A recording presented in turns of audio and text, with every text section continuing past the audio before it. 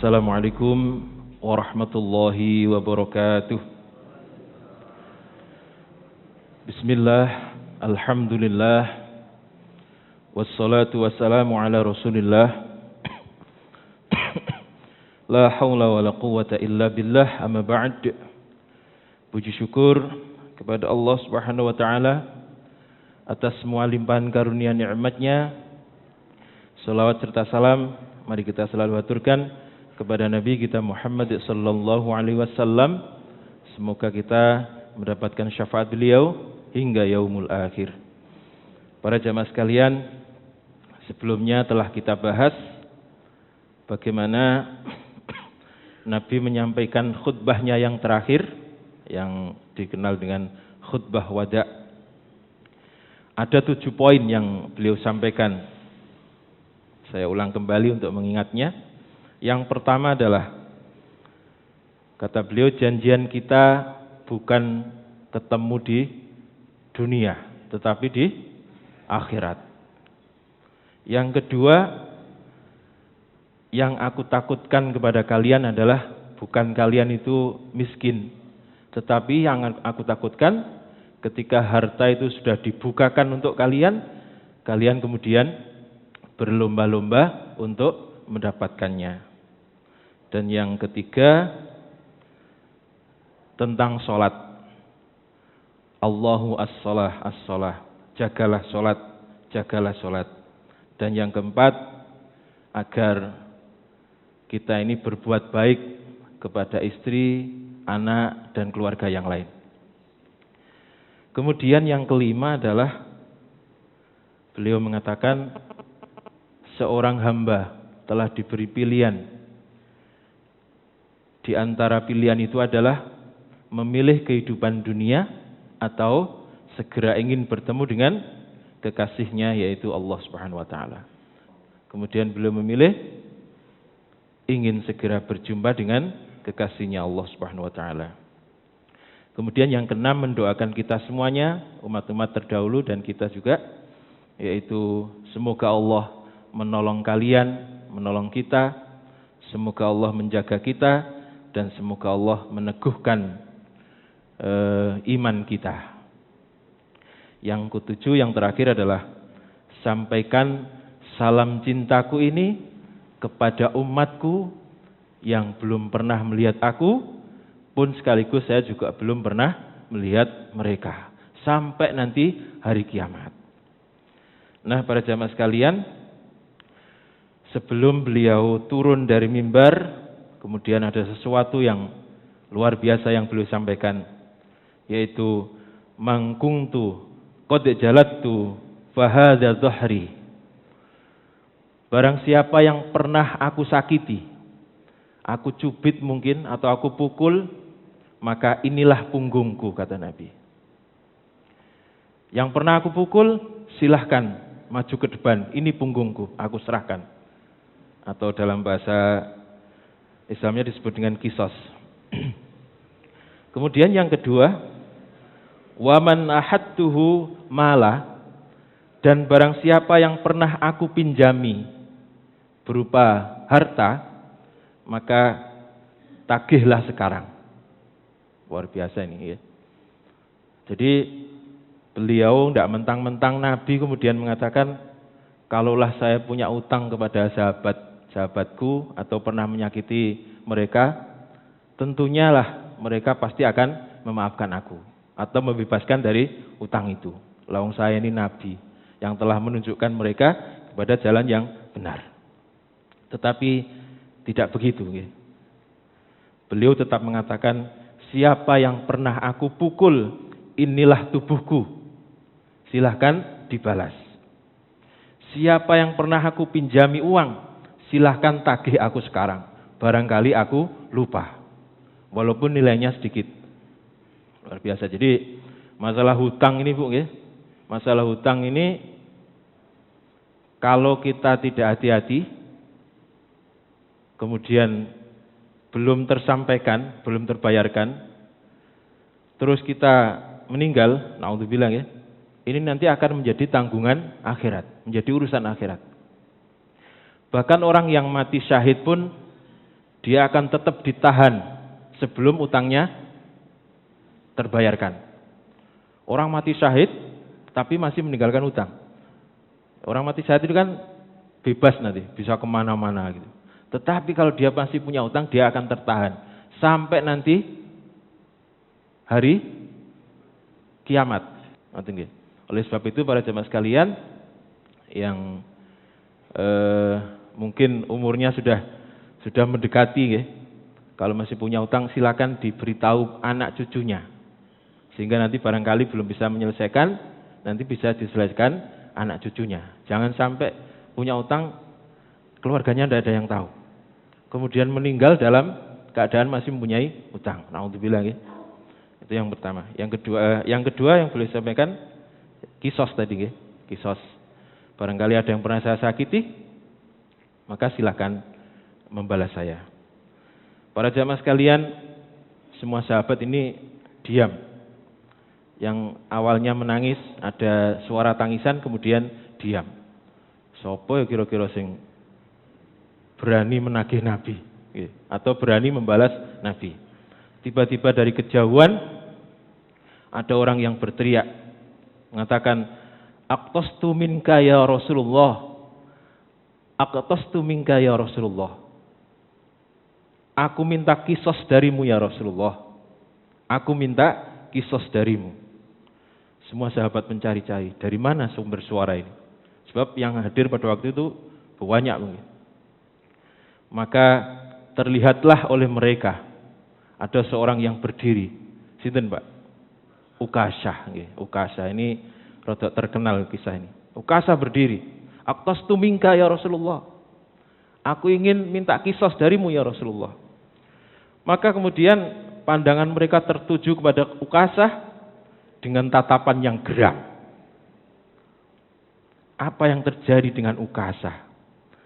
Kenapa ia tega meminta kisos kepada orang yang sedang sakit, apalagi yang sakit ini adalah Rasulullah?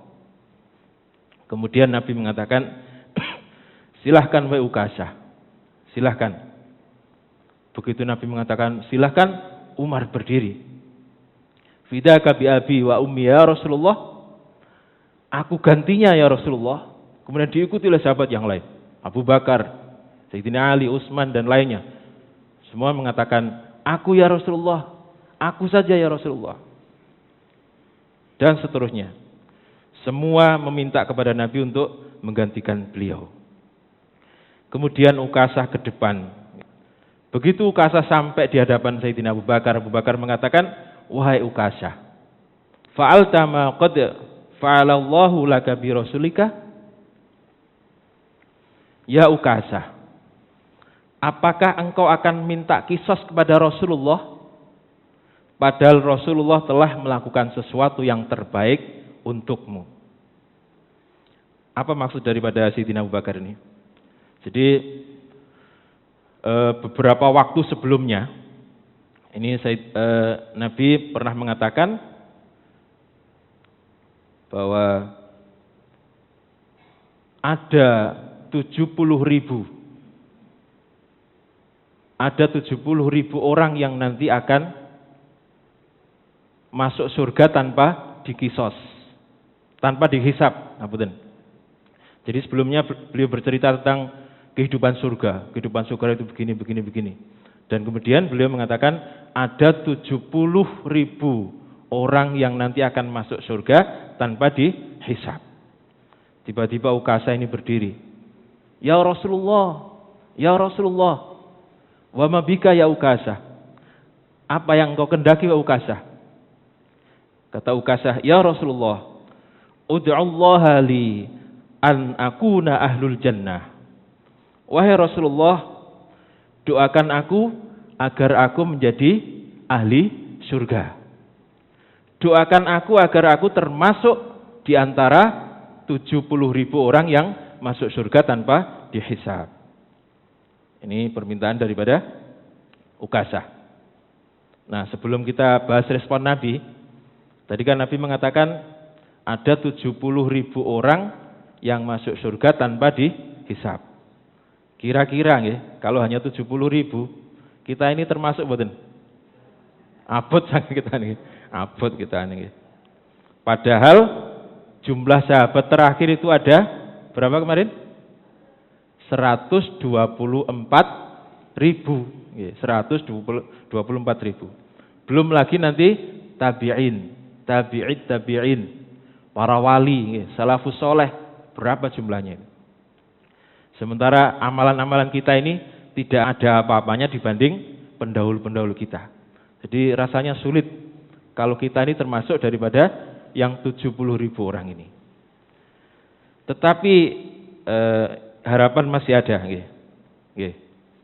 Sebab 70.000 yang disampaikan oleh orang Arab pada waktu itu adalah sebuah ungkapan, bahwa ungkapan itu mengandung makna banyak sekali orang-orang yang bisa masuk surga tanpa dihisab. Seperti hanya kalau ibu-ibu di sini mengatakan, tamune akeh sak swidak jaran. Itu ungkapan, bukan tamune cuma swidak mboten. Itu ungkapan. Berapa swidak jaran itu? Banyak sekali, tidak ada yang tahu, banyak sekali. Itu ungkapan. Terus tidak bisa diartikan ke bahasa lain, tamune mek swidak kok jarene akeh, tidak bisa begitu. Sekali lagi ini ungkapan. Dengan kata lain, kita masih bisa mendapatkan posisi tadi, yaitu masuk surga tanpa dihisab. Dan salah satunya yang sering kita dengar adalah orang yang masuk surga tanpa dihisab itu adalah dia yang mengistiqomahkan sholat berjamaah, terutama di masjid.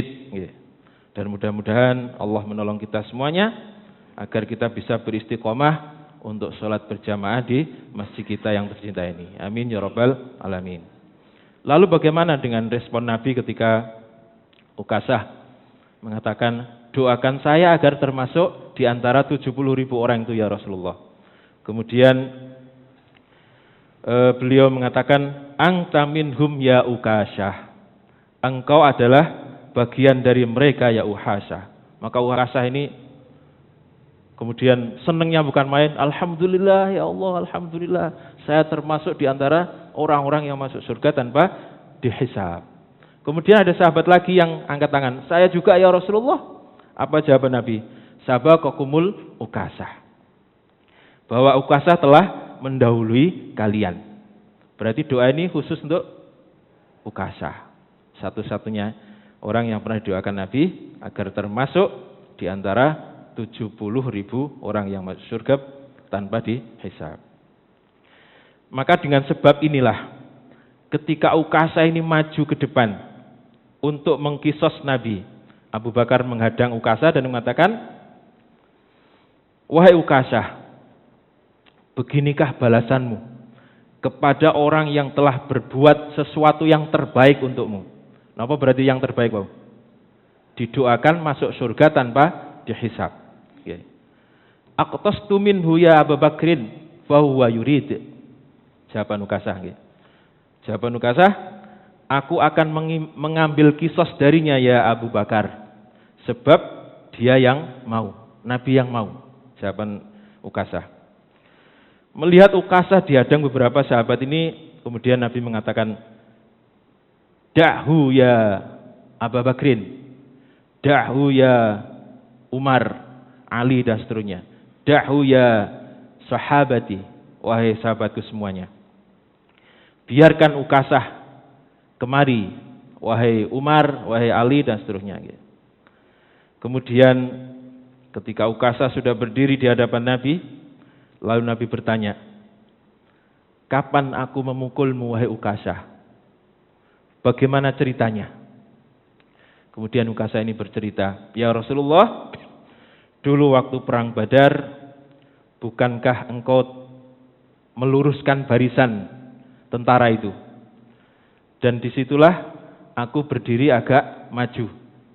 Ketika engkau meluruskan barisan itu, kemudian engkau memukulku dengan rotan dan mengenai dadaku yang waktu itu bajuku terbuka karena sempit.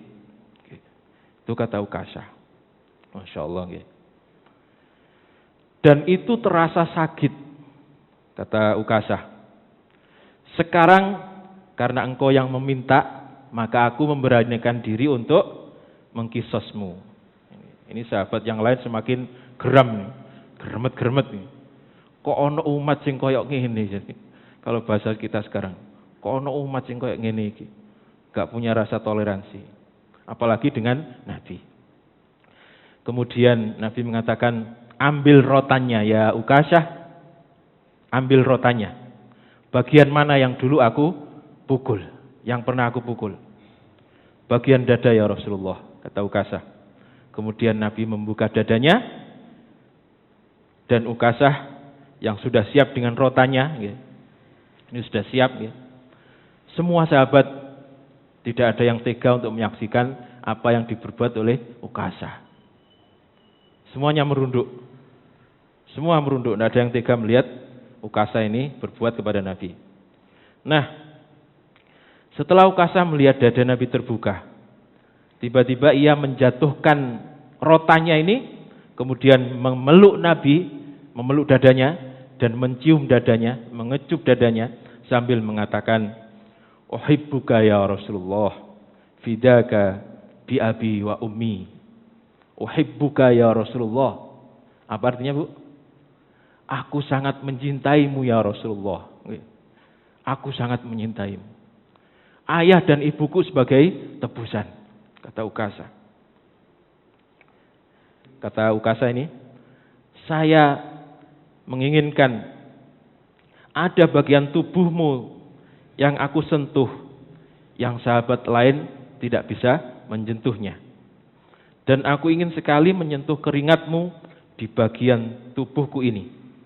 Maka kemudian Rasulullah dipeluk, dicium, dikecup dadanya, yang ini menjadikan para sahabat yang lain justru merasa iri. Ukasyah ini politiknya ono-ono, kira-kira begitu. Maka Ukasyah menang 2 kali, Pak. Yang pertama apa? Doa.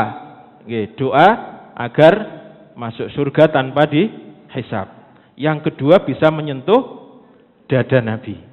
Tidak ada yang berani, Pak, menyentuh dada Nabi, apalagi minta dibuka, tidak ada yang berani. Wong sahabat itu, ada yang memang memandang Nabi itu diteliti, karena begitu memandang itu senangnya bukan main. Pokoknya delok tok itu, rasanya wis terencem-terencem adem. Tetapi ada sahabat yang karena saking wibawanya Nabi ini tidak berani memandang wajahnya sampai beliau wafat. Luar biasa. Jadi tergantung pilih mana. Mau mandang tidak berani. Karena saking wibawanya. Pantaskah saya ini memandang wajah Rasul? Saya ini dosanya banyak. Kira-kira begitu alasannya. Nah, para jamaah sekalian, yang kedua yang disampaikan Nabi tadi adalah, barang siapa yang pernah aku pinjami berupa harta, tagihlah kepadaku sekarang. Dan yang kedua ini tidak ada kisah yang menyatakan bahwa ada sahabat yang menagih beliau, tidak ada. Tetapi ketika Nabi wafat, ini Nabi masih punya utang gade. Utang gade itu utang tapi ada jaminan, itu namanya utang gade. Kepada seorang Yahudi, pada seorang Yahudi, yaitu apa nih? Perisai yang digunakan perang itu digadikan oleh Nabi. Nah, karena nilai dari perisai ini sama dengan apa yang dipinjam Nabi, atau bahkan lebih nilainya, maka Yahudi ini sudah mencukupkan perisai itu sebagai gantinya, sebab nilainya sama. Nah, para jemaah sekalian, setelah semuanya selesai, kemudian beliau menyampaikan nasihat-nasihatnya, urusan dengan semua sahabat juga sudah selesai, beliau kembali ke kamar. Dan mulai saat itu sakitnya semakin parah. Kita langsung kepada hari keempat sebelum wafat. Nabi wafat hari apa? Senin, hari Senin. Berarti 4 hari sebelumnya hari apa? Kamis, betul, hari Kamis. Hari Kamis. Kita ke hari Kamisnya. Di hari Kamis itu beliau masih bisa sholat jamaah. Mulai subuh sampai maghrib. Ada yang mengatakan sampai isya. Walaupun dengan sangat susah payah. Bahkan ada yang ngimami dengan duduk karena saking nggak kuatnya berdiri. Mulai subuh, zuhur, asar, maghrib, dan sebagian menyatakan sampai isya. Jadi di antara sholat ini ada yang beliau lakukan sambil duduk karena sudah tidak kuat berdiri. Masya Allah nih. Jadi sekali lagi masalah sholat ini sangat penting. Bahkan beliau pernah menyampaikan, andaikan mungkin ketika waktu sholat kemudian di antara kalian ada yang menjadi imam, maka saya akan berkeliling Madinah. Untuk apa ya Rasulullah? Saya akan mengecek di setiap rumah, adakah laki-laki yang ketika sholat berjamaah dikumandangkan masih ada di rumahnya. Untuk apa ya Rasulullah? Mau diapakan ya Rasulullah? Akan saya bakar rumahnya. Itu seakan-akan menjadikan bahwa sholat berjamaah di masjid bagi laki-laki itu hampir wajib. Diusahakan bisa sholat berjamaah di masjid, terutama di masjid. Nah, kemudian di hari Jumat pagi, para sahabat ini sudah menunggu lama sekali untuk sholat subuh. Ternyata mereka tidak mendapati Nabi keluar dari rumahnya. Sampai lama nanti. Sampai hampir matahari muncul atau terbit. Itu yang terjadi di hari Jumat. Lalu apa yang terjadi kepada Nabi dan kondisinya seperti apa di hari Jumat itu akan kita bahas pada pertemuan yang akan datang. Demikian, kurang lebihnya mohon maaf, mudah-mudahan manfaat. Wassalamualaikum warahmatullahi wabarakatuh.